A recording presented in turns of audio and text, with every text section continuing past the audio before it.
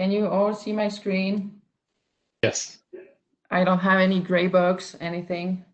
No. Okay. Nope, looking good. Okay, great. Okay, so welcome back everyone to our research and winemaking webinar series. So this is the number 4 of our series.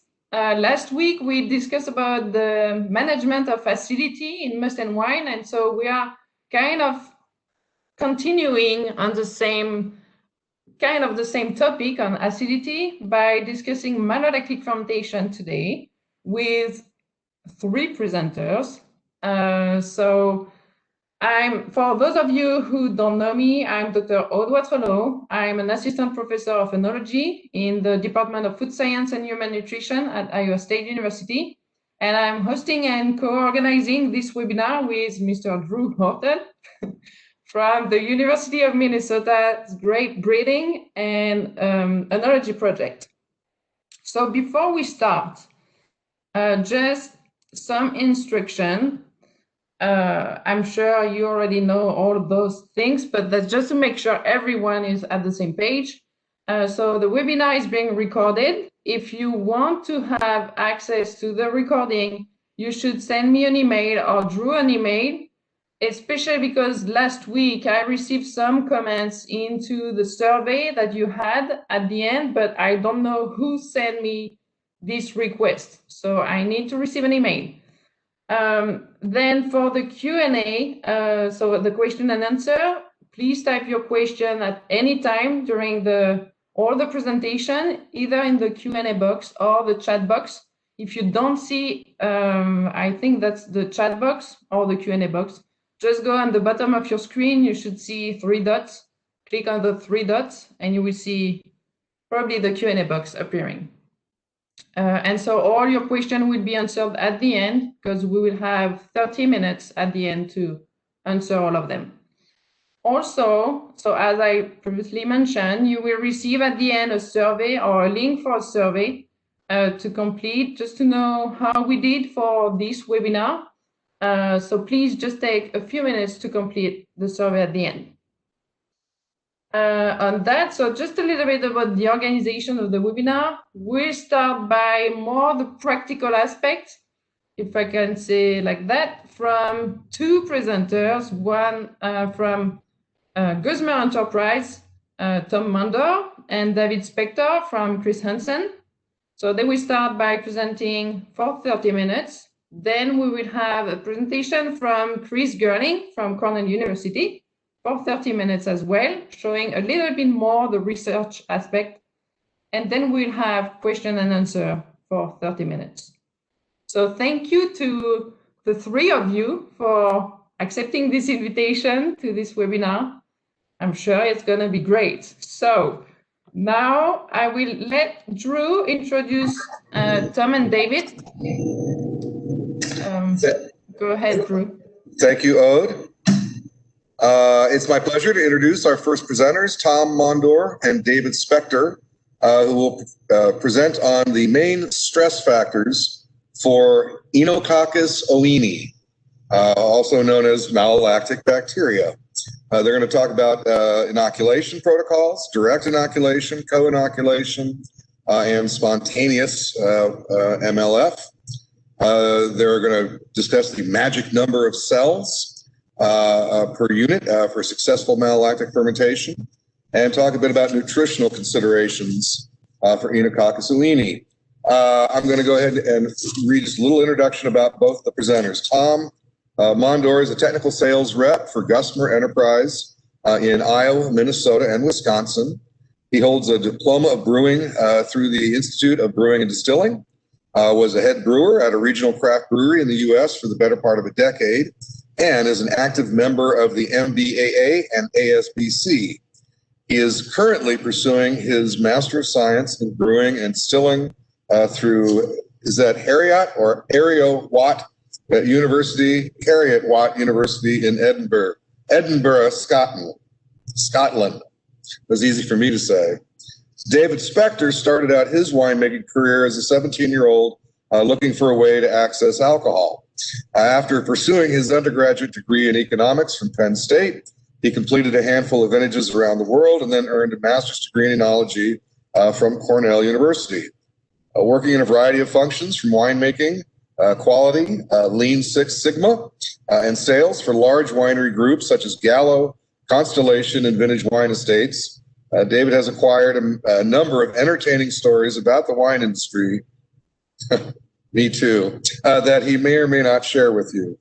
Currently, David works for Chris Hansen, travels the world to assist wineries and brewers with fermentation expertise.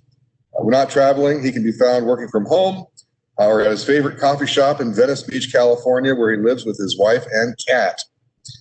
And we also have, or we'll have Chris Navash, who's Senior Product Manager, direct link between Gusmer Enterprises and Chris Hansen, who will be with us today to handle any questions that come up.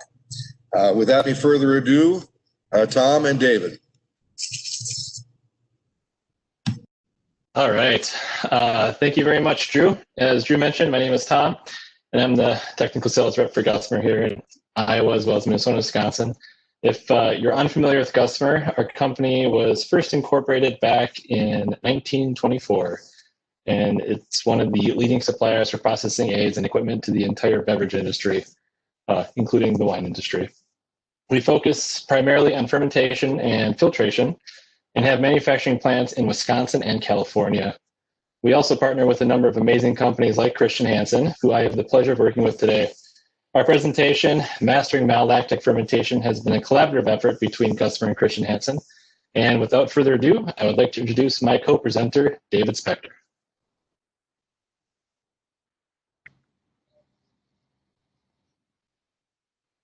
All right. Well, thank you for the wonderful introduction, Tom.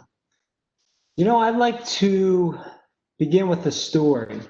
We have Chris Gerling from Cornell that's going to follow this presentation, and he's really going to focus on the science and the research being done in New York.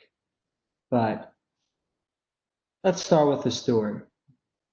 So humans have been making wine for thousands of years, and I'd like to take you back in time and tell one of the miraculous tales of winemaking. Now, not that story about Jesus turning water into wine. While that's a great story, the story I'm going to tell isn't found in any book. Now, we're going back to the 1980s, which is in fact a very recent phenomenon when you think of the vast timeline of our winemaking history. And I have to admit, I was born in the late 80s, and when I was studying viticulture and enology, I just thought that freeze-dried, direct inoculation, malolactic bacteria was just the way things had always been done, but that was not the case. So in the 1980s, Christian Hansen, the leader then and now of bacteria fermentation, formed a wine team. For they recently had successfully converted the dairy industry from using starter cultures to freeze-dried inoculation cultures for cheese making and yogurt making. And in the creation of this wine team, they found a dynamic duo. First, there was Klaus Prahl, gregarious, a lover of French wines who spoke 6 different languages and played multiple musical instruments. To balance him, there was Jan Clare Nielsen, introverted, methodical, and bespectacled, who was a brilliant researcher and began collecting hundreds of bacteria samples from wineries and universities around the world. 20 years earlier, a researcher named Ellen Garvey in 1967 published a paper which spoke about the new wine species, Leuconostoc enos, which we now call Oenococcus oeni. Here in this paper, you can see that researchers such as Dr. Kunke at Davis and Pinot at Bordeaux had collections of Leuconostac enos. And as a former employee of Constellation Brands, I often heard rumors of Mr. Mondavi driving down from Napa to Davis to pick up his slant of bacteria for malolactic fermentation. But all the researchers, all the universities knew that wine bacteria was different than dairy bacteria, and that you couldn't just ferment it up, concentrate it, freeze dry it, and have it convert malic to lactic after direct inoculation. It just was not possible. But our dynamic duo didn't believe it. They knew that it could be done. And so they set off working every day in this laboratory in Mark in a far off corner. These two mavericks were smoking cigarettes and building a collection of strains that would fill two old dusty freezers. And, you know, I often wonder if they knew that their work would have a global impact, especially since they were just a stone's throw away from where Emil Christian Hansen isolated the first pure cell of yeast at Carlsberg Brewery about 100 years before. So after a few years of work, they finally did it. They had successfully made a product that could withstand the freezing process, yet was robust enough to work in the harsh environment of wine after direct inoculation. And off Jan Claire and Klaus went to Bordeaux with their magic powder, for it was good timing. Bordeaux had experienced a cold and wet vintage. Malt was high and none of the wines were going through malolactic fermentation. But our dynamic duo wasn't met with palms and jubilation. Most of the chateaus and the winemakers didn't want these two hippies coming into their winery and adding this mystery dust to their wines that were worth millions of dollars. And they called up the University of Bordeaux because they were concerned. None of the wines were going through malolactic fermentation and they needed help. But the researchers said, don't believe them. It's no way. There's no way it can be done. You can't add this bacteria. It's been freeze dried for direct inoculation. And so Klaus and Jan Claire went around and they were able to find one woman who would let them come into her chateau. And this first growth chateau with an American dialect wasn't just going to let them come in the daylight. No, they were going to have to sneak in the middle of the night because word traveled fast in Bordeaux. And so Jan Claire and Klaus snuck in past the cow that she kept for the milk, and they inoculated all of the wines. And it wasn't long before they got the call that malolactic fermentation had begun. And a few weeks later, every single wine at this particular chateau was completed and through malolactic fermentation and ready for the blending process. Well, we know word travels fast there, and many of the other wineries are clamoring. They're even more nervous now because the cold winter is about to set in and none of their wines are going through malolactic fermentation. So they get back on the phone and they're calling up the University of Bordeaux. What are we going to do? We need some of this bacteria. We need to give it a shot. And Klaus and Jan Claire worked with the university and were able to distribute all of this bacteria to the wineries in Bordeaux. And it wasn't long before the wines had gone through malolactic fermentation.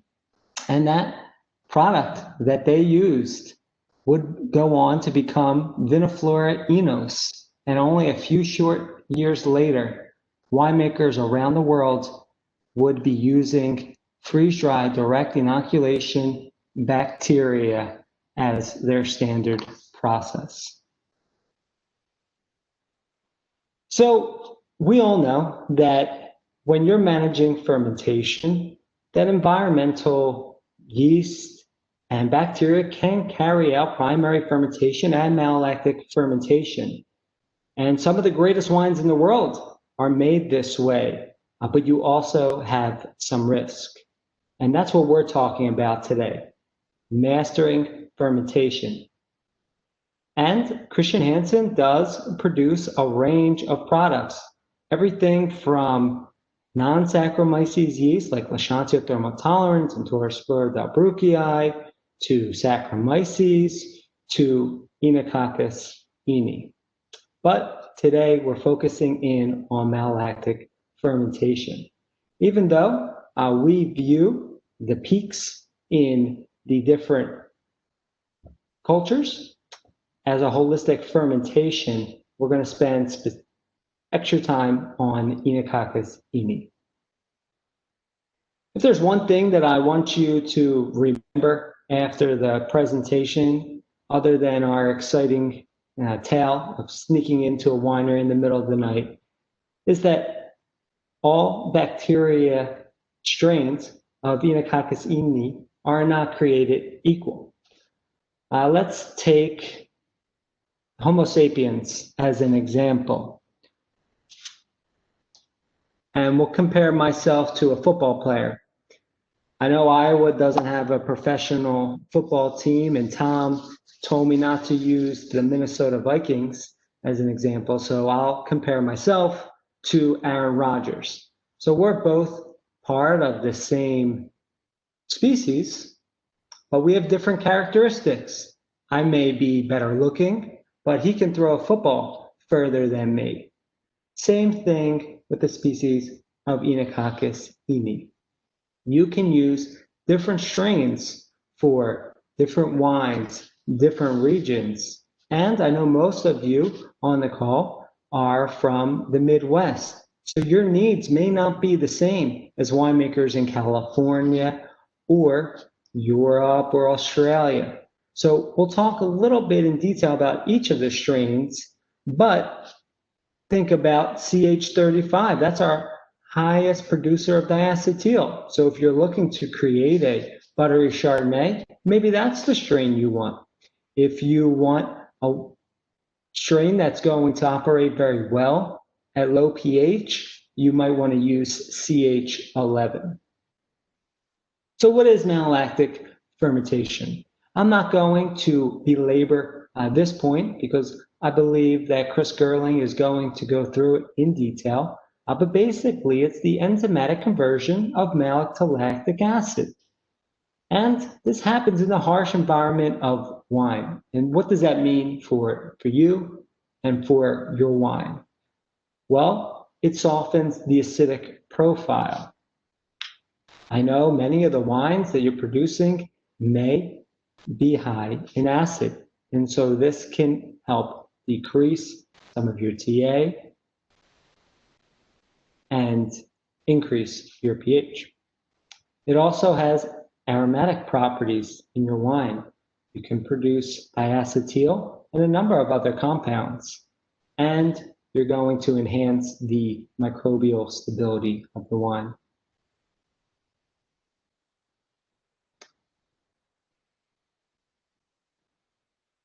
All right, so yes, you can add bacteria, and there are a number of suppliers that provide bacteria, but some winemakers rely on spontaneous malolactic fermentation. And no wonder, there is indigenous bacteria that comes in on your grapes, but it can be risky business. You could have variable speed of malolactic fermentation. We know that there's vintage to vintage variation. And just because one year you have a fast malolactic fermentation doesn't mean that you'll have it in the next year. There could be VA production. You could produce biogenic amines like histamine, or you may have CO2 in your wines. We did a survey with many of our customers, and they found that most of the quality issues in wine can be linked to malolactic fermentation. So we're here to help you to have a consistent, efficient malolactic fermentation. So let's take some time to understand the life of Oenococcus oeni. This is a very simplified version of the different characteristics, the different interplay in your wine matrix that may have an effect on your bacteria. But the main stress factors that you need to worry about in wine are temperature, SO2, ethanol, and pH. And these stress factors can work together. And so if you have high SO2 and low pH, you really need to be concerned about your ethanol and your temperature because it can make it very inhibitory for your Oenococcus oeni. Tom is going to talk a little bit about our nutritional considerations for malolactic fermentation. Thanks, David. So one of the things we want to touch on today was what do you need nutritionally for malolactic fermentation? There is nutrients present within the wine itself, but the lack of nutrients can cause sluggish or slow or even stalled fermentations. And we all know that certain hybrids in the area, the cold climate hybrids, Frontenac family, and some other ones, pose some other issues as well. Wine finished with alcoholic fermentation can often be deficient or void of nutrients completely due to the uptake of nutrients by the yeast during alcoholic fermentation. And certain Saccharomyces strains can take a long time to die or to lyse, and that actually traps nutrients that they've taken into their cells. They keep it in the cells and don't make it available for malolactic bacteria. And unlike Saccharomyces yeast that you use for alcoholic fermentation, Oenococcus oeni cannot store or synthesize essential amino acids. So if your wine is deficient in amino acids, you could have some issues with fermentation. Next, David. Thanks. So when should you use nutrients? You're going to want to use nutrients possibly when you're having some difficult conditions with your wine, whether that's what David talked about, high alcohol, high SO2, very low pH, which we can see in certain cold climate hybrids, and temperatures on the extreme ends of that fermentation range. David touched on that a little bit too with the fermentation temperature range with malolactic. I know where I was today in Wisconsin, the wind chill was 7 degrees. So it was quite cold already. And I know a lot of people are not nearly finished with fermentations. So, trying to get these out quickly and efficiently in a couple weeks is important in this climate, for sure. Other issues can be highly clarified wines can lack nutrition. So if you've had to use a lot of fining agents in your wine due to a number of different factors, that can pose some issues with slow fermentations. And as I mentioned, certain varietals have historically been difficult to put through malolactic fermentation. And one thing to consider too is your own experience. As you do vintage to vintage every year, as your own personal knowledge as a winemaker grows, and your own knowledge of your grapes grows, you will learn the different conditions and how they react to different circumstances. So taking that into account always helps. So you can predict when you might have issues for sure. So, all right, David, I think it's your turn. All right, thank you. So we'll return to wine as being a stressful environment. And what do you have control of? Well, you probably have more control over the SO2 that's in your wine, the temperature perhaps. If you have temperature control in your cellar, sometimes you have control over the ethanol. pH is a little bit more difficult to control.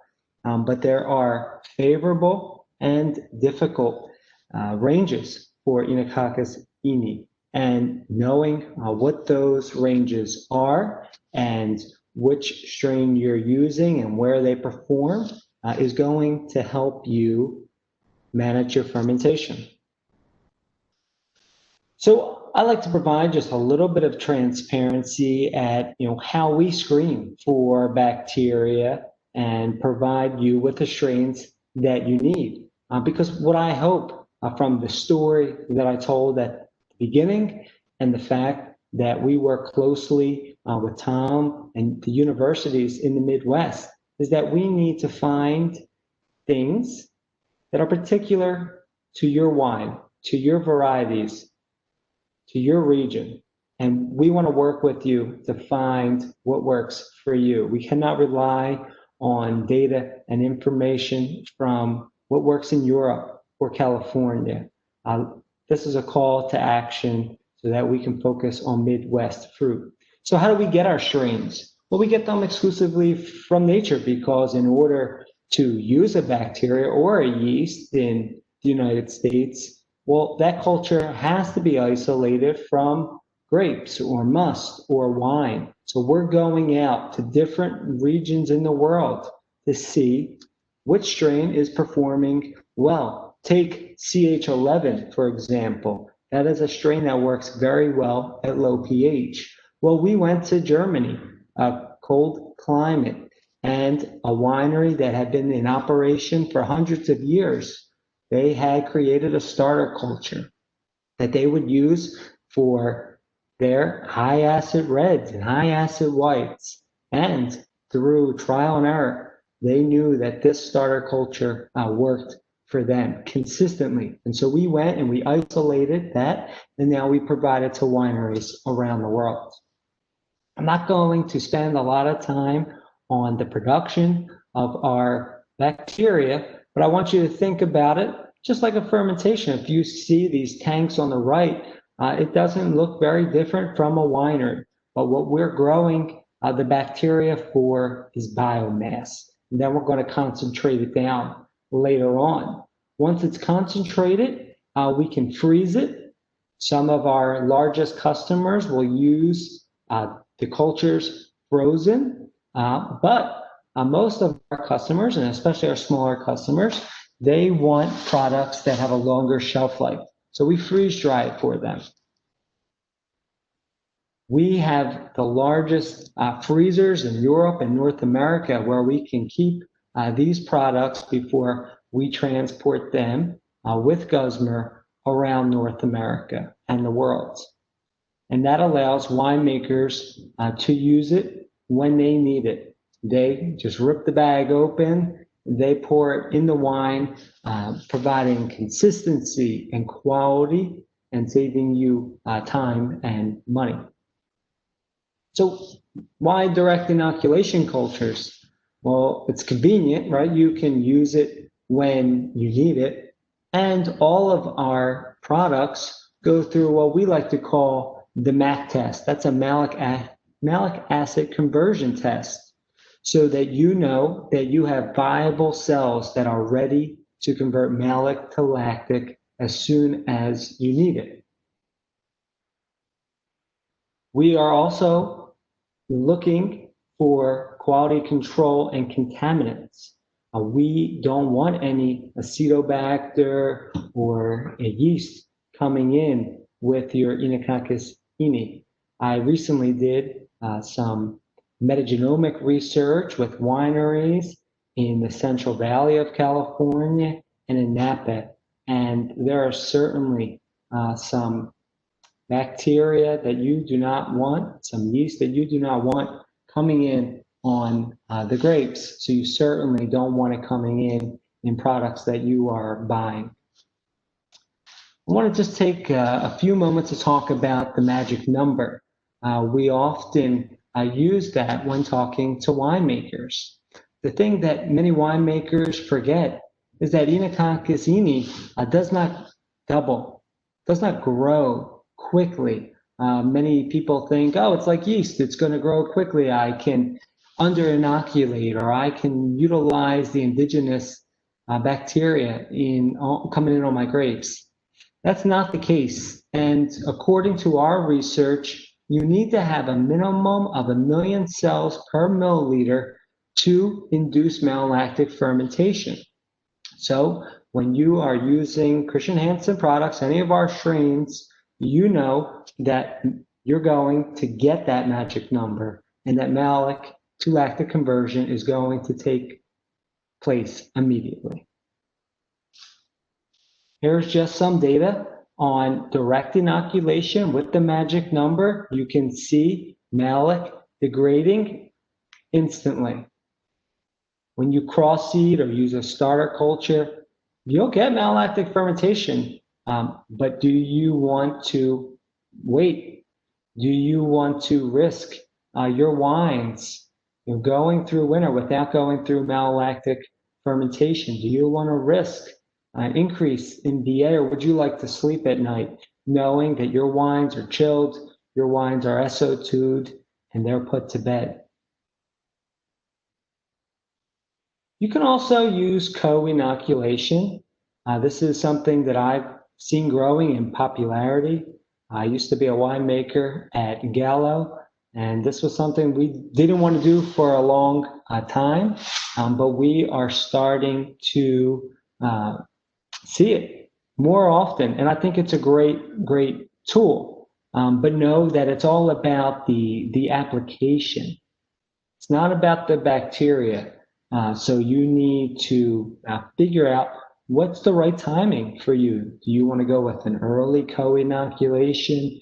Do you want to go with a late co-inoculation? And you should know the parameters that you need for a successful co-inoculation. There's many choices, and you want to pick what's right for you. On this slide, I have reverse inoculation.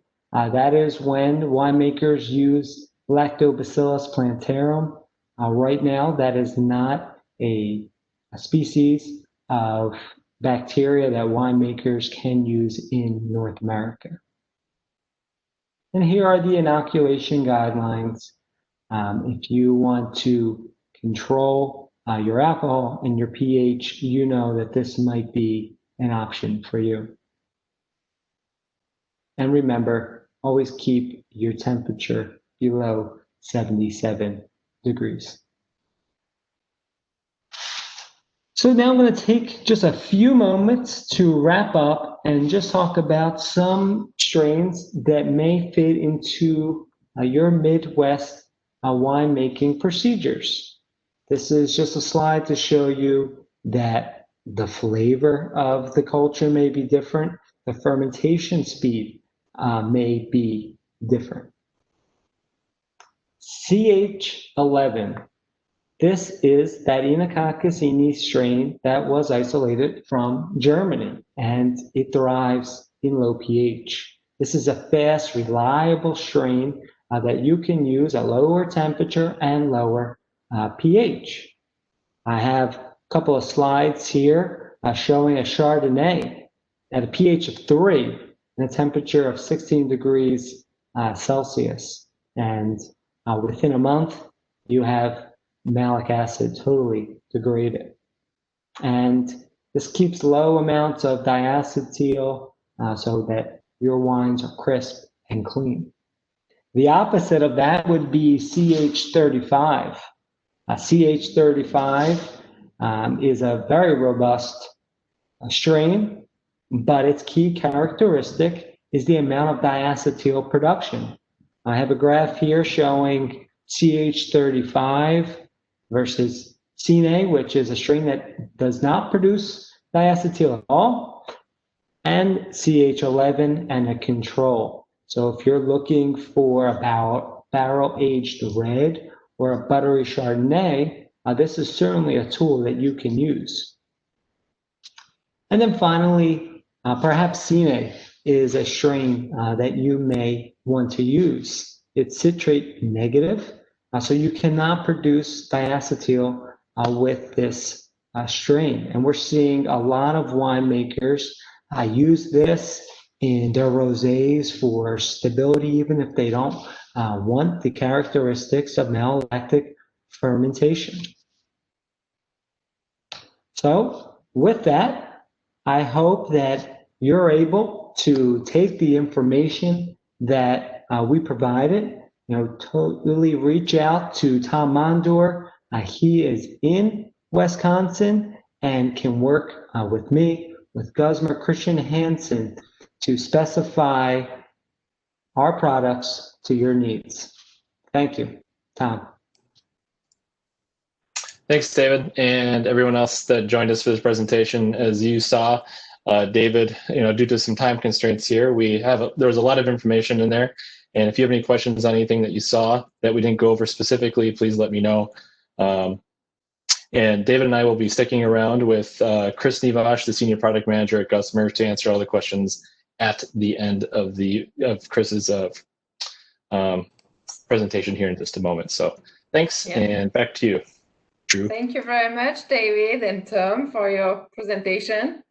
So now I'm going to start making Chris the presenter for the next presentation. So Chris Gerling is a Senior Extension Associate in the Department of Food Science at Cornell Agritech in Geneva, New York. He works with the craft beverage industry to create educational programs that support the growth and improved quality of premium wines, ciders, and distilled spirits. He is the manager of the Vinification and Brewing Technology Lab, where fermentations are conducted for research projects and applied trials, and the Cornell Craft Beverage Analysis Lab, where products may be submitted for troubleshooting, routine analysis, or sensory appraisal. He also organizes and conducts workshops and seminars that focus on production and analytical techniques for farm-based beverages. Chris is past chair of the American Society of Oenology and Viticulture, Eastern Section, and serves on the ACV National Chapter's Laboratory Proficiency Committee. He is also a member of the Cider Institute of North America's Executive Committee. So Chris, you're gonna present a little bit of research or trials on co-inoculation versus sequential inoculation. So I would say that's your turn. Thank you. Thank you very much. Thank you much for the invitation. It's good to be with you all today. And yeah, greetings from New York State. And if you haven't heard of New York State, that's the state that people fly over when they're getting to the important places like Nebraska and New Hampshire right now. So yeah, this is New York State. This picture you see right here. Many people think of New York and they think that there's a city, and there is a city. It's a large city. They think that city might be all of New York, but it turns out we have a lot more going on, and we have a lot of agriculture going on. We have a lot of grape growing going on. We have a bunch of regions. This is the Lake Erie region, where there's 30,000 acres of Labrusca juice grapes, Concord, Niagara, on the shores of Lake Erie. So we have a robust industry that's mostly for juice, but also for wine. The Finger Lakes is where I am from, where I'm in Geneva, New York right now, right at the top of Seneca Lake. And so this region has everything. We've got also 10,000 acres of those juice grapes, of the Concords and Niagaras, Labrusca. We've also got a number of the vinifera varieties, and we've got hybrids, and we'll talk more about some of those going forward. The Hudson Valley is also the place where it's mostly apples, thousands and thousands of acres of apples, but there are also many wineries and now more vineyards, and they also grow everything from Labrusca to hybrids to vinifera. Long Island, way out on the North Fork of Long Island, looks nothing like you would imagine when you think of Long Island, when you think of the Long Island Expressway. There is also way out east on the South Fork, there's the Hamptons. On the North Fork, there is beautiful vineyards and agriculture, and they grow many different varieties, mostly vinifera. It's a very warm place. It doesn't get very cold. They usually, now that in the last few years, they almost always have well over 3,000 growing degree days. So they can grow just about anything they want to out there, quite frankly. And they're experimenting still, but they grow things like Merlot, which is not possible in many other places in New York State. And finally, the new region, the new kid on the block is up by the Adirondacks. On either side of the Adirondacks, we have over by Lake Ontario, the Thousand Islands region. We have vineyards and wineries. And then over on the eastern side, on the shores of Lake Champlain, we also have vineyards. And so we have all of these diverse regions throughout the state. mountains, ocean, lakes, everything in between, the river, the Hudson River. And so that creates quite a diversity of microclimates, of conditions, of soils. And so we have the commensurate different styles of grapes and wine. And so here's some pictures of New York State. It's pretty. It's rural. It's not anything like a city in most of 99% of the geography. And yeah, and we have our wine country. We also have a great breeding program at Geneva at the experiment station. And so we have been releasing grape varieties just like the University of Minnesota has. We've been doing it. Our first grape is 1903 or 1906. And we've released a number since. And some of them you may have heard of, some of them you may even be using. And who says that science has a diversity problem? See, that one guy there is wearing a bow tie. So yeah, we're doing better now, but we can still continue to do better. And we continue to have tastings of different varieties that are being released. And so, as I said, Riesling might be what you've heard about if you've heard about Finger Lakes or New York State wine. But even when you go, this is Letty Teague is a Wall Street Journal person. And just to be clear, New York City people are just as confused about the rest of New York State as everybody else is. They're sure that if they drive their car for long enough and aren't eaten by bears or whatever, they'll eventually find Niagara Falls, but they're not sure what else is going on between. But when she came up from the Wall Street Journal, she said, yes, Riesling is what you hear about and what everyone talks about first, right before naming the 5 or 15 other varieties that he or she grows. And so that's by way of saying we have a lot of grapes that we grow for wine in New York State. And here is a listing that is probably not complete, but it's most of them that we think we've got going on right now. And so you can see we have, what we could consider the French hybrids. We've got a lot of different vinifera. We grow all the Minnesota varieties, and we have all of our new releases as well. And so that gives us an opportunity to do a lot of different work on a lot of different grapes and try a lot of different things, is why I'm bringing this all up to you. So we've got our, the organic acids in all of these grapes in different concentrations, different ratios. We pretend it's all tartaric when we measure a titratable acidity, but we know we've got a little basket of these weak organic acids, and tartaric is the strongest acid, right? This is the pKa. We don't need to worry about too much. It's just the dissociation constant, and the lower it is, the stronger the acid. Basically, tartaric is our strongest acid, and then citric, but we don't really have much citric. Malic acid comes after that. Malic and lactic are what we're talking about today, specifically malolactic fermentation or conversion. Right. And so David gave you a great little introduction, and we don't have to belabor this too much. But it's this 1-to-1 conversion of malic acid to lactic acid. So if it's a 1-to-1 conversion of one acid to another, why are we talking about less acidity? Why are we talking about a higher pH? Because we have this. The reason is that when we looked back, we saw that lactic acid is a weaker acid than malic acid. Malic acid has these 2 acid groups, if you can see on the COH groups, the top and the bottom. Lactic acid only has the 1, and so lactic acid is a weaker acid. So as we can make this conversion, even though we have the same number of lactic acid molecules we did when we had of malic acid, we are reducing the acidity. As David and Tom mentioned, we can do this procedure, this bacterial conversion, at a lot of different times. We can do it at the beginning of fermentation. It's called co-inoculation. It's not exactly co-inoculation. I think they mentioned we're not going to put the yeast and the bacteria at the very same time. We're going to give it at least 24 hours to get the yeast going, usually, before we put the bacteria in. But it's much closer to fermentation than at the end, right? Or in the middle. And so there's advantages and disadvantages to all of these courses of action. We can, at the beginning, you've got this, usually it's earlier in the season, the temperatures are warmer, there's more nutrients in the juice. It's just kind of a friendlier environment for the bacteria.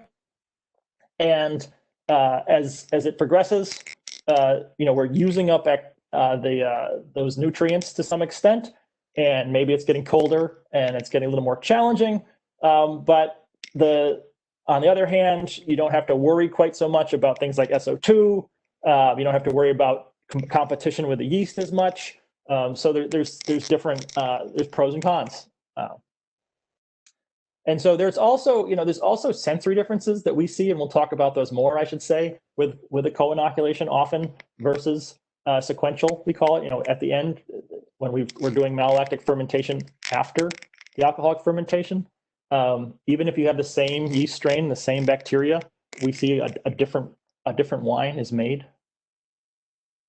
And so Chardonnay is a poster child for ML, right? Everyone knows that it's something you can do, and we do trials with it. And so you can see this is 2018.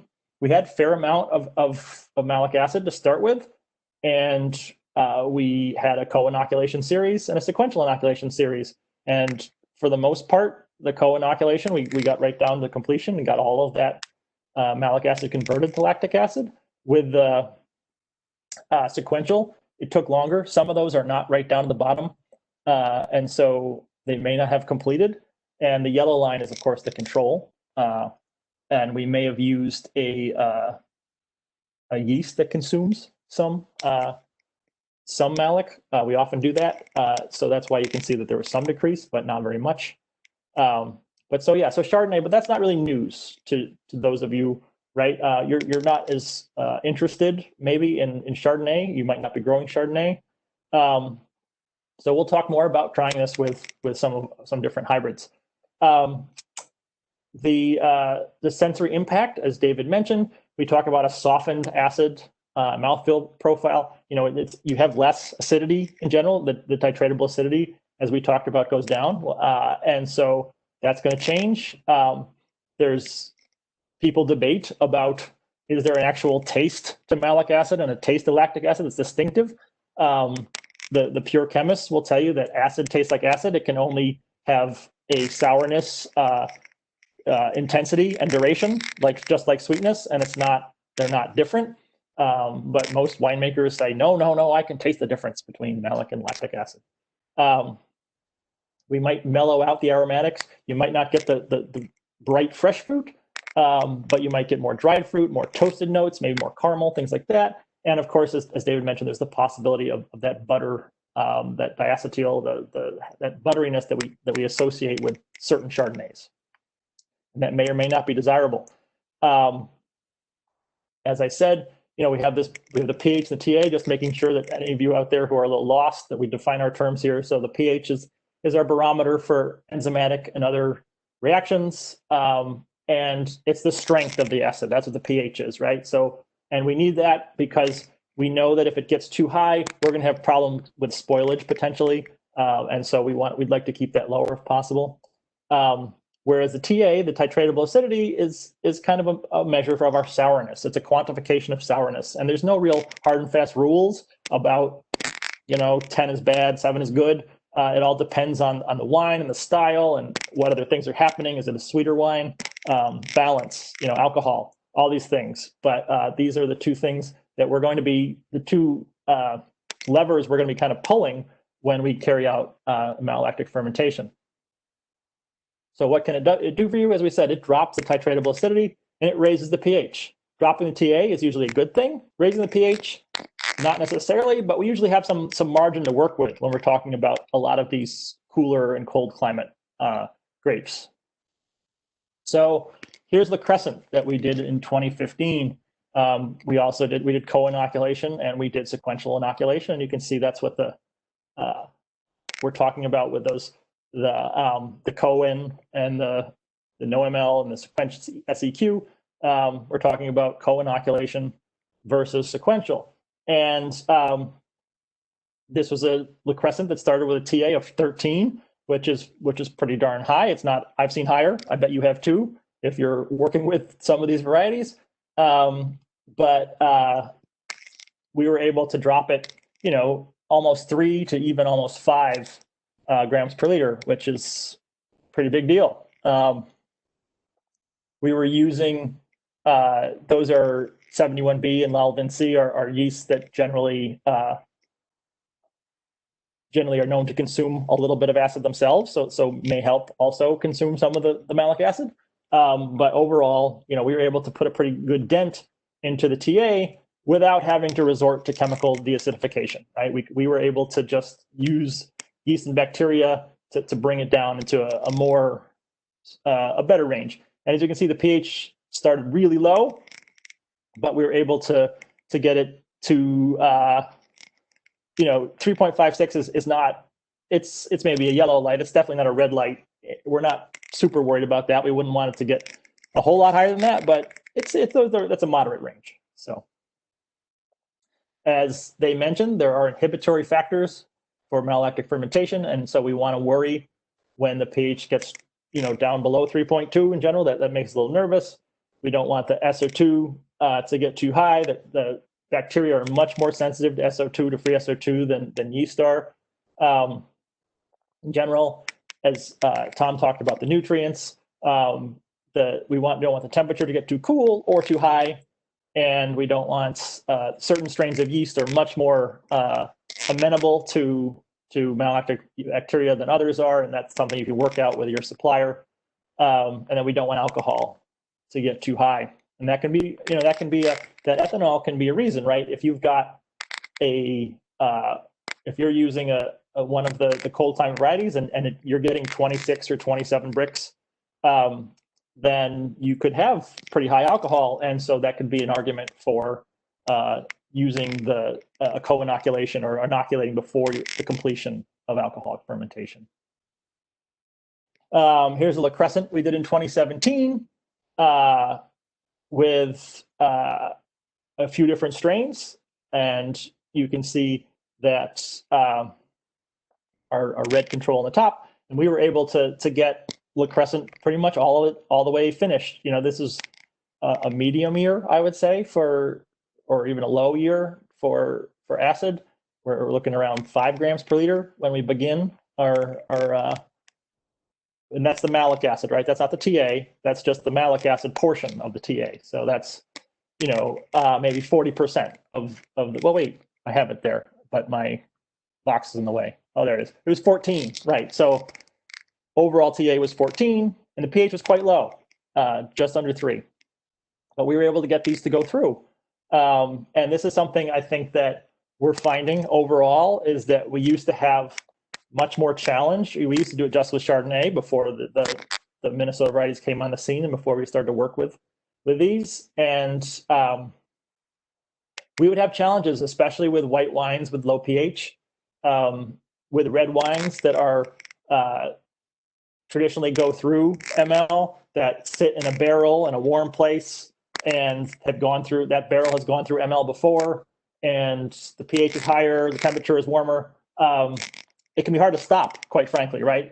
We have situations with red wines, even if we're not in a barrel, where it's really hard to prevent ML actually of some extent. But with the whites, it was more challenging. But we're finding now that with the new strains and with the new management techniques, you can be much more successful.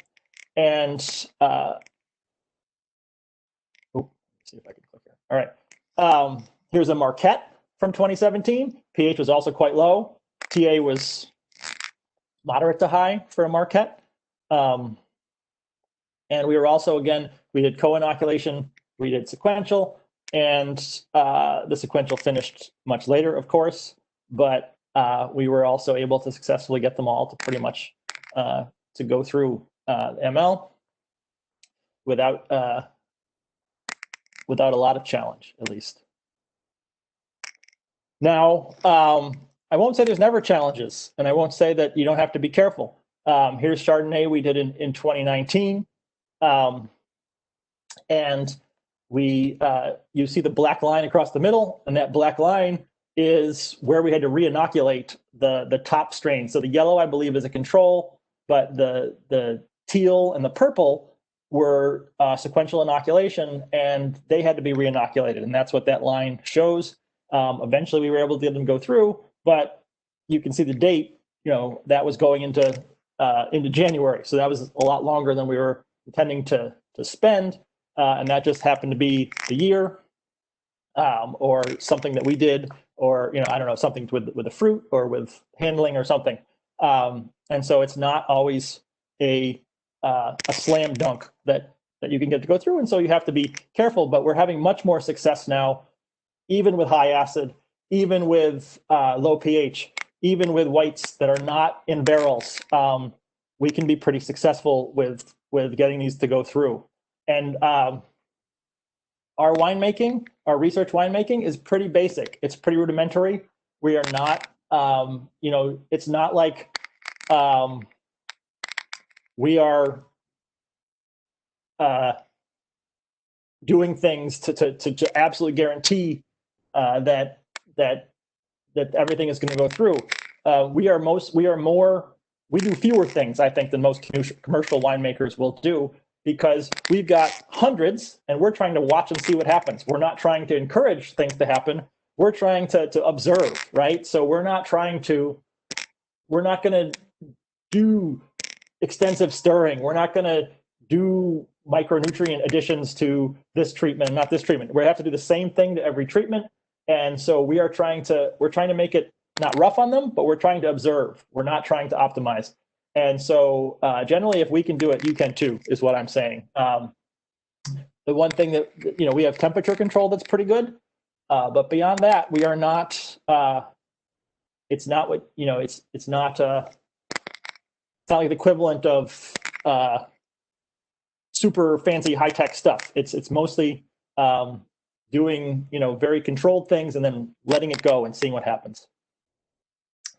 And so with that, I'd just like to say ML is an option worth considering for a lot of different varieties and styles. And co-inoculation, we're finding, is a way to achieve that acid drop that we often need, that deacidification, the biological deacidification that we're often seeking when we have these hybrids with really high initial TAs. And often, I know that when we're talking about like the Minnesota varieties in particular, those whites, those are generally aromatic. We're not looking to make a buttery, not so fruity wine like a certain kind of Chardonnay. We're looking to maintain those nice fresh fruit, the melon and the peach and all the nice things that we get in those. And we find that with co-inoculation, we do it with Riesling too. In New York, we can, with varieties that that we want to be aromatic, we can hold on to those aromatics, and we're not usually stepping all over them, especially when we can use co-inoculation.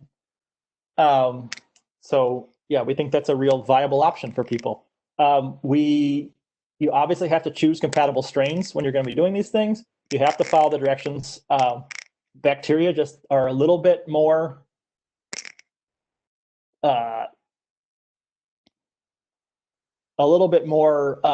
tender than yeast. They're just a little bit more vulnerable. There are things that affect yeast, just affect them more and more quickly. So you just have to make sure that you're kind of staying on top of everything, and you're trying to keep them as healthy as possible. And so temperature and SO2 are big ones, but there's others, just as David and Tom mentioned.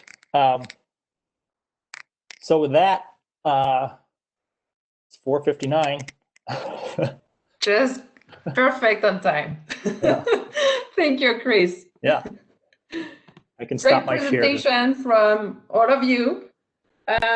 So I think now we just go on the question we may have. So if you didn't ask any of the question you have in mind, remember that maybe someone else have the question, but they don't want to ask it. So please use the chat box or the Q&A box to ask anything. Tom, your video is kind of weird, but yeah, maybe stop the, oh, okay. Okay, Drew, do you want to start by asking one question, or do you want me to start? You go ahead and start. For some reason, I can't get my questions to scroll. Oh, okay. On the chat, no. Okay, I have one question in the Q&A box. So that's regarding nutrients.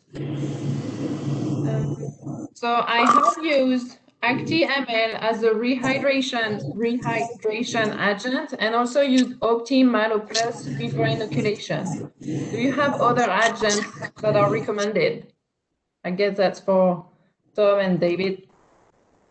Yeah, so if my memory serves, ActiML and OptiML Plus are Lallemand Scott Lab products. The first one, as he said, is for rehydration of malolactic bacteria. Christian Hansen recommends that you directly inoculate. So we sell a couple different package sizes to inoculate to a certain volume to get that 1 million cells per milliliter. So that's what I say about that. And then the second one, Opti Malo Plus, we sell a similar product that's called the Microessentials Enos. That's the picture I had up during my little section there. Same idea. It has amino acids, trace minerals, and nutrients for malolactic fermentation. And so, if you're looking for other agents, I would recommend you try that one. Yeah, the only thing that I would add is, in my experience, I won't rely on data here, but in my experience, anecdotally, sequential inoculation, you may need a nutrient with your bacteria. Co-inoculation, the yeast that are going to be in solution has been adequate in my experience. So co-inoculation, less of a need for nutrients. Shall I read the next question? Sure. Thank you. All right, I got it now.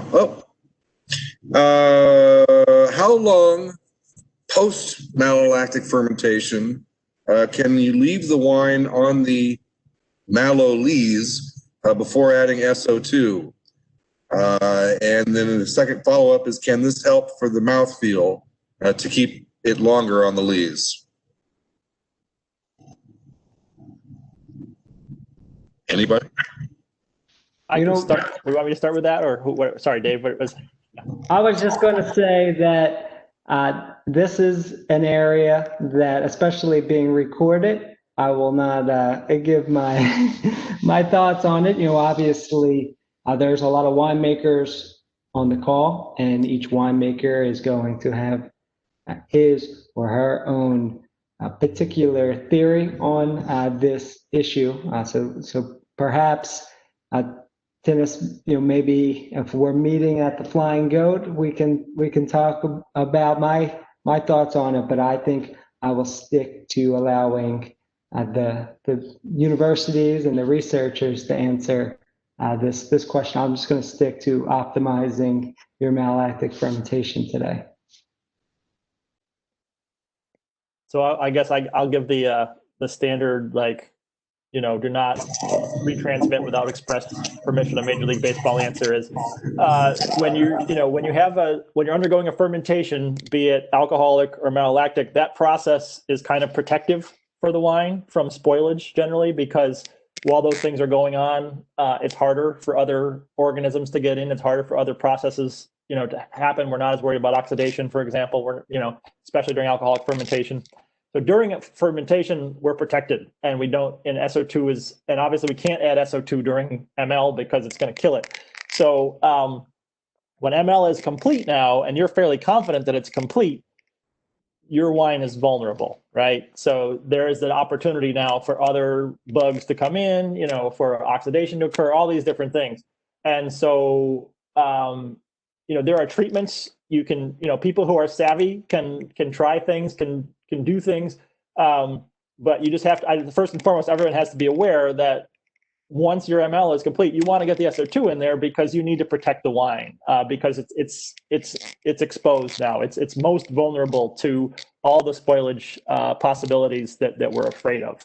So I guess that's the first thing. And then, if you really are really confident in your oxygen management and your hygiene and all that kind of stuff, you can start to play around with those things. But I'm also, I don't know, David and Tom may have different opinions, but that lees there, if you've racked, depending on if you racked following alcoholic fermentation, and now you have less lees there, that lees I don't think is as valuable in terms of what it might contribute to the wine too. So I from my perspective of safety and of everything like that, I've been looking to get my SO2 in fairly rapidly, once I knew that my ML was complete. I'd just like to add, I agree completely with that. David, I worked as a cellar technician in a Gallo cellar in Santa Barbara for about 3 years. And once we got, just regarding red wines particularly, once we got all the reds through primary fermentation and through malolactic, and we would do we would add the ML bacteria about 3 days after the yeast was added. So sort of early middle addition. Anyway, once the wine was dry, and once, of course, we weren't doing chromatography, we were doing an actual malic assay. And I believe it was either 600 or 700 milligrams per liter. But anyway, once we got it down to where we figured it was done, we hit everything with a 60 part per million dose of sulfur to sort of slam the door on any further spoilage that might happen. And I've continued that in my own winemaking, and it works for the most part. I think the important thing is for newer or winemakers just starting out, master the fundamentals first. Get your wines dry or as far along in primary fermentation as you like. Get the malolactic completed. Don't overwork cold soaking or extended lees contact until you're sure about, as I say, your other fundamentals, making a good fault-free wine. That's right, and I'll just echo that, because I did leave Cornell and go directly to make wine at Gallo Livingston, and going from benchtop fermentations to fermenting 200, 300, 600,000 gallons of wine. You don't want to leave any room for mistakes. And so I was certainly brought up to focus on the fundamentals and very clean winemaking. So that's why I'm a little hesitant, I know, to comment on certain methods, and perhaps at a smaller winery you might want to do it, but certainly at Gallo, when you are making wine, you have a set amount of days for your primary fermentation, you have a set amount of days for your malolactic fermentation, and you're going to use the right amount of bacteria cells. You're going to use the right nutrients. You're going to monitor it because time is valuable, and you want to move that wine along through the process. But that might not be everybody's desire at every winery. So yeah, totally agree with you gentlemen. I think I have a question kind of related about what you've just said regarding how quickly after inoculation can this guy can rack off the gross lees, because I think he's kind of worried about removing some of the bacteria by racking. So he was just wondering like when he could rack.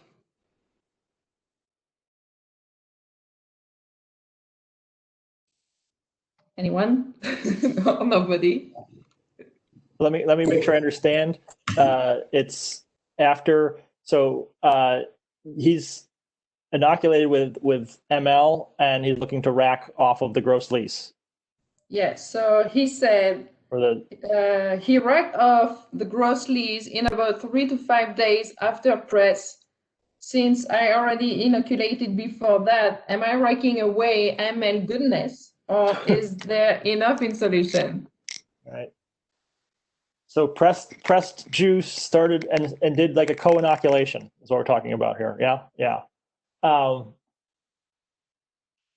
I'm not concerned about losing ML bacteria in that process. I don't know if David and Tom have different thoughts, but I'm not concerned about that. Yeah, I'd rather get it off that stuff. So I mean, I think it depends on what you're trying to achieve, what you're willing to risk to achieve such characteristics in your wine. I live in Los Angeles, and sommeliers here love wines with all types of interesting things that I would consider faults, and they get great reviews and have cult following. So who am I to say? But what I focus on is very technically clean wines, and with Chris, I would remove it right away, but I certainly see and understand the utility of keeping that lilies for that goodness or some elements that you may be pursuing. Yeah, and I would say maybe if they don't filter the wine, you will still have bacteria. It's not the same, like racking is not exactly filtration. So good point. And even if you filter at a rough grade, you don't remove it all, right? So yeah, we're trying to. It's hard to get that stuff all out. It's very when you're filtering. So good way of looking at it. Yeah, and there'll be such a small amount too that has fallen down to the bottom, and is residing on the bottom of your tank or your barrel or wherever you're racking off of that. I don't think it would make a huge difference. Yep. I have another question. So from the data, I think that's for your presentation, Chris. It looks like the co-inoculation is working better, like faster and more likely to complete. Any thought on why this is?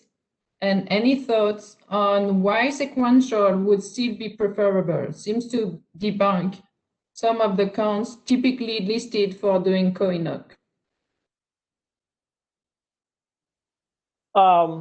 Yeah, in our trials, it's going to be faster, almost by definition, because we're adding it earlier, right? But if you look at the actual amount of time, usually it happens in a shorter amount of time in our trials as well with the wines that we worked with. So yeah, it is a if speed is something that is of an issue to you, then that would speak in favor of co-inoc. Now, it's as I said, it's a different wine you're making, and so it depends on your stylistic goals, co-inoc versus sequential. The sequential, the ML carrying on slowly throughout the fall is something that some winemakers enjoy, or at least it feels like something is happening. And as I said, there's that subtle kind of protection or whatever is going on there before you button everything up. There's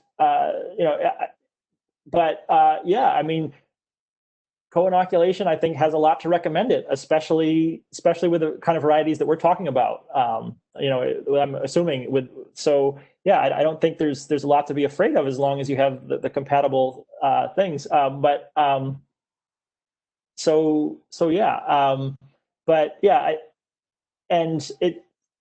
Sometimes what our definition of a finished ML is, we're waiting for the HPLC to really and so we may be checking it weekly at that point too. So there's a caveat. Like once we start to get out of our primary season, we may not be. So it may be up to like a week faster than some of that data may show. So I don't want to make it sound like it's going to be significantly longer. But yeah, I do think that there's a lot to recommend co-inoculation. Yeah. Thank you. And I think you hit the parameters oftentimes in the Midwest. We often say if you're going to do that early co-inoculation 24 hours after the yeast, you really want to have a pH below 3.4. You want to have malic acid more than 2 grams per liter. In Australia, in the Central Valley of California, you might not have that, might not be an option for you. But in Iowa or Minnesota or New York, you probably have the proper chemistry for it. The only thing that I will add to what Chris said and strengthen that argument is to be concerned about a temperature control. I've seen people burn where they've done co-inoculation and then they let their fermentations get up to 90, 95 degrees, and you're going to have a death of the Oenococcus oeni. So be careful about that. But if you got the temperature control, great. Good point. Thanks. And also you mentioned that it's good to have a minimum of 2 grams per liter of malic acid to start the malolactic fermentation, but do you know if there is a maximum? Because we have like really acidic or like rich in malic acid grape varieties.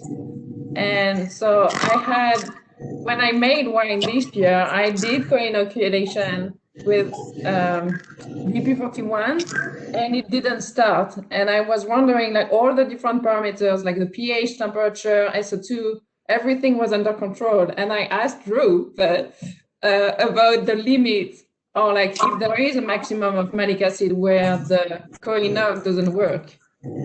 Chris, isn't that 6 milligrams per liter? Sorry, 6 grams per liter of malic? I mean, we've succeeded with 6 grams, and not had too much problem. So, we haven't tried a lot higher than that. We haven't been able to get a hold of anything higher than that to do a trial with. I've seen those wines come into our lab, but usually not in the volumes that we can trial with. Once you get to be like 7 or 8, grams per liter, you start to think about how much malic acid you potentially could make, right? What kind of effect that's going to have on the wine in terms of the chemistry, in terms of the sensory, all those kind of things. So I do think there might be a limit. You also wonder if there'll be a little bit of self-regulation there, if it won't actually go all the way through, I don't know. Or if you choose to like do a partial, right, and then make an addition, do a chill and make an addition or whatever. So you maintain a little bit, which is a little trickier, or lysozyme addition or something like that. But yeah, you do start to wonder when you get much above 6, like what's the outcome going to be, even if it does work. Yeah. Yeah. Thank you. That was more for me, but thank you. Yeah, the stylistic issues you could run into with just overproduction of lactic acid is definitely something to consider. And you might not want to go all the way through malic if that's the case. Like you might not want that wine at the end. So yeah. I know these cold climate hybrids, they can produce a lot of malic acid. So. Mm-hmm. Okay, so we've got a question regarding, I don't know if you see any question. Just on the chat box. Yep, there's a question about pellicle. Pellicles that are created from malolactic fermentation. Is it necessary to remove the pellicle during fermentation, or do you leave it? Should you continually rack it or remove it during malolactic fermentation? Doesn't matter. I'm assuming this is a pellicle is something floating on the surface of the wine. Is that our understanding? And whenever I see something forming on the surface post-fermentation, I start to get worried. Would you all agree? So I don't like pellicles, and I don't think it's malolactic fermentation is creating a pellicle. It's probably some other bacteria. Wouldn't you all agree? If I saw a pellicle on my fermentation surface, I'd sure want to check my volatile acidity to start to get a baseline of that level and see if that increases. Anytime I see something like that on the surface, I may want to do a prophylactic, put some sulfur in a spray bottle and spray the surface, or possibly consider a very, very early filtration. What do you say, Chris? I agree. Yeah, I would only expect to see at the most as a visible sign, maybe like some really tiny bubbles, or something like that. But I'm not expecting to see any kind of a film. If I see a film, then that's I'm hoping not to. And then there's one more. I think we've answered that topic. There's a question here, which has got to be for one of you PhDs. Is malolactic technically a fermentation? Depends on who you ask. I think that, yeah, it's conversion is the word that I hear they're using more often than not now, right? But we've gotten so used to MLF, I don't know. So, And we don't call them cold climate grapes anymore. We call them regionally adapted. Oh, I apologize. I'll work on that. Yeah. And for That's me, nice. when I'm talking about the conversion, I'm talking specifically about the malolactic. And when I say malolactic fermentation, I'm talking about all the different elements, and that's the sensory changes, the production of diacetyl, the stability that you get with it. So for me, that encompasses malolactic fermentation. And I know different people have different thoughts. I was watching a webinar from Sybil from Lalama, one of Luke's former employers, and she said it wasn't technically a fermentation. I just read Sander Katz, The Art of Fermentation, and he uses more of a layman's term. Fermentation is the transformation of food by various bacteria, fungi, and the enzymes they produce. We define it, being a company that focuses not only on wine fermentations, but dairy fermentations, the biochemical breakdown of a substance by bacteria, yeast, and other microorganisms. So yeah, I guess it's in the eye of the beholder. I'm going to consider it a fermentation, but the argument rages on. Yeah. So I have the same type of question. Like, what do you consider as? So, what level of residual malic acid would be considered MLF complete? I think that's less than 0.4 grams per liter, is it? Again, a Gallo, I thought it was 0.6 or 600 milligrams per liter, something like that. Though there was a case, I'll mention this, maybe I don't know if any of you have run into this. We had a Chardonnay coming very, very late into the cellar, and we had to add a lot of acid. We added a lot of dried malic acid from a bag. And then some weeks later, we noticed we could not get the level of malic down. It's like it started to degrade, and then it hit a plateau, and it would not go any further.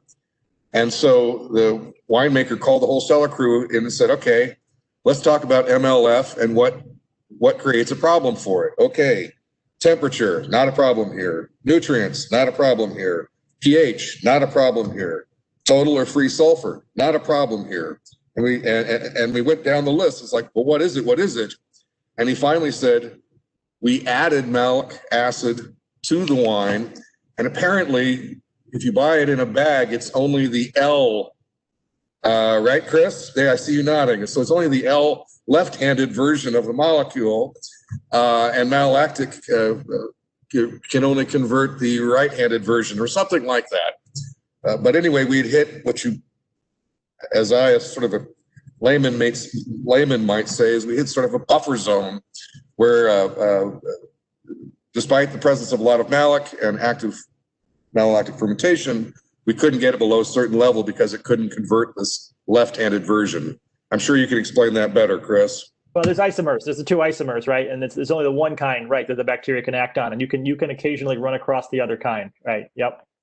Good point, though. Yes. Yep. Chemistry is key. Okay, so we have another question regarding sensory. That's for you, Chris. In a floral tropical variety like La Crescent, what is the sensory outcome of MLF? What happened to your wines in the 2015 study? A lot of different things happened too, though. So it depends. You're right. It depended on the strain, and it depended on whether it was sequential or co. But we generally found that we almost always liked the co-inox or the sequential, so long as we weren't seeing a lot of diacetyl, so long as we weren't seeing a lot of that kind of buttery character that was overwhelming the fruit. But we generally found that the melon and the tropical fruit was not diminished too much, and it was not, as long as it, and it was softer and more approachable. The control was too bright, was too harsh, and so even though it was completely, fresh or whatever, it was too fresh. It wasn't as round. It wasn't as soft. It wasn't as appealing. And so So we really we preferred the treated to the control in that case. And of course, usually you're going to have to do a fair amount of chemical deacidification if you're not going to do this kind of a treatment to get that down. And that often, when you're talking about really big, if you're trying to take something from, say, 13 or 14 grams per liter down below 10, that's a really harsh treatment to use that much potassium bicarbonate or whatever to really try to remove that. And you're going to be removing tartaric acid now, preferentially. And so it's a rough go. And so we preferred the biological treatment. Yeah. Thank you. I start Malor right after sugar fermentation. Is that considered co-inoculation?